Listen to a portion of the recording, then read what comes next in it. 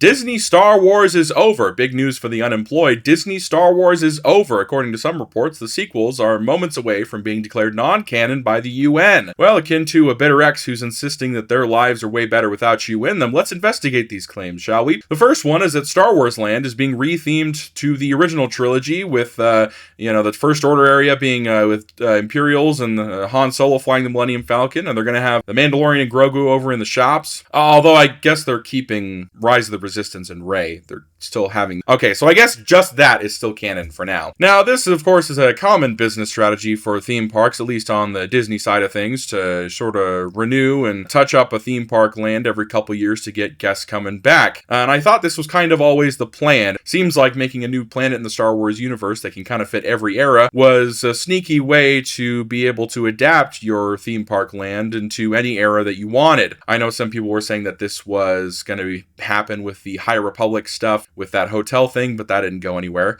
So this is the first retool that they're doing. Now, of course, this on the theme park business side of things is so they can remind you of the latest thing that's coming out. Of course, in 2019, the brand synergy was with The Rise of Skywalker. Now in 2026, the big Star Wars thing coming out is The Mandalorian and Grogu in theaters May 22nd, I think. So fascinating stuff, but I don't see any news of sequel decanonization in there.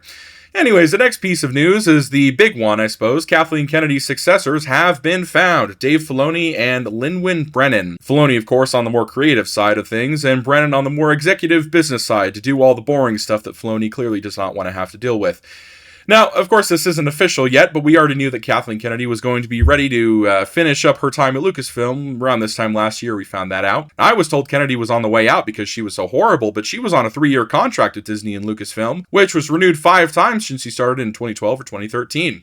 Look, I'm not great with math, but I think if she was doing such a terrible job, she would have been gone way sooner.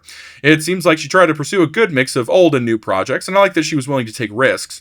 It seems like there were some issues working with directors, though, as multiple projects lost their director or were never followed through on. Maybe we'll look back on Kennedy as more of a transitionary figure in Lucasfilm's history, someone who was willing to try a wide variety of projects to figure out what they wanted to make moving forward. Now, this last piece of news is less important, but I still wanted to touch on it because of the disconnect from what is said to how these bitter exes seem to take it. Mark Hamill, presumably on the press tour for the new SpongeBob movie, mentioned that he was disappointed that he never got to reunite with Han and Leia in the sequel trilogy. Now, people like to use this and some of Hamill's other comments to prove that the sequels were a mistake, and that UN resolution will be ready any day now, I promise. Now, the reality is, just because an actor doesn't like how a script or a shoot goes doesn't mean the movie itself is bad. If you look back, half of the behind the scenes for the original Star Wars is the actors making fun of how silly it was, and making fun of George Lucas for being this quiet, standoffish weirdo and not giving them anything to work with. For instance, we were doing the scene where it was right after we got out of the trash compactor. We hadn't filmed that scene yet, and I'm looking in continuity and I said, well, wait a second, this is right after we got out of the trash compactor. Shouldn't my hair be all wet and matted with schmutz all through it? And he turns to me and says, hey, kid, it ain't that kind of movie. If people are looking at your hair, we're all in big trouble. And I thought, he's so right. He's so right.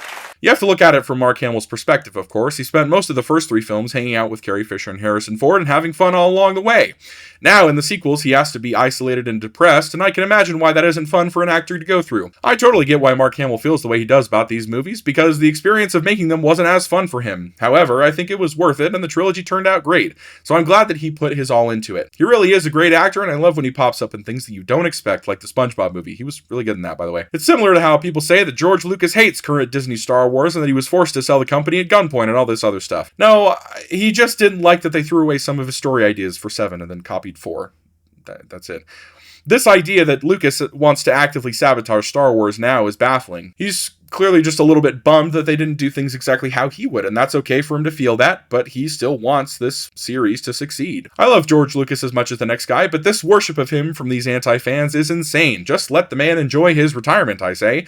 He's not going to come back to take over Star Wars, he just wants people to enjoy it. Well, that's all the news I have for today. Make sure to tune in next week when we finally get the results of Grogu's 23andMe test. You're not going to want to miss this. From this Star Wars news bit that I totally just made up for this video, I'm Dash Rendar, and good night.